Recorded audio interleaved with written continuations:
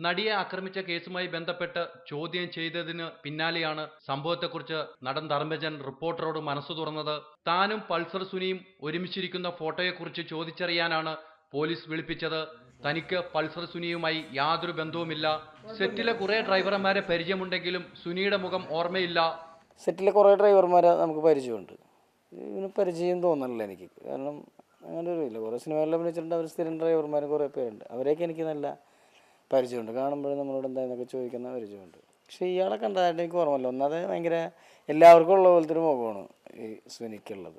തന്നെ ചോദ്യം ചെയ്തതുപോലെ വരും ദിവസങ്ങളിൽ മറ്റു സിനിമാക്കാരെയും ചോദ്യം ചെയ്തേക്കും. എന്നെ മാത്രമല്ല, ഇനി വരും കാലങ്ങളിൽ ഇപ്പം എന്നെ ആദ്യം വിളിപ്പിച്ചതേ ഉള്ളൂ. ചിലപ്പോൾ ഇനി ഇങ്ങനെ സിനിമ സെറ്റുകളിലുണ്ടായ ആളുകളൊക്കെ വിളിപ്പിക്കാൻ സാധ്യതയുണ്ട്. ഇരയായ നടി തന്റെ അടുത്ത സുഹൃത്താണ്. പ്രതികളെ പോലീസ് പിടികൂടുമെന്നാണ് തന്റെ വിശ്വാസമെന്ന് ധർമ്മജൻ വിശ്വാസം പ്രകടിപ്പിച്ചു. വളരെ അടുത്ത സുഹൃത്താണ് ഈ ഇര എന്ന് പറയുന്ന അല്ലെങ്കിൽ നമ്മുടെ വളരെ സുഹൃത്തായിരുന്ന നടിയാണ്. നല്ല പോലീസ് സംവിധാനമുണ്ട്. അവരെ അന്വേഷിക്കും, കണ്ടുപിടിക്കും എന്നുള്ള കാര്യത്തിൽ കേരളത്തിലെ ജനങ്ങൾക്ക് നല്ല ഉറപ്പുണ്ട്.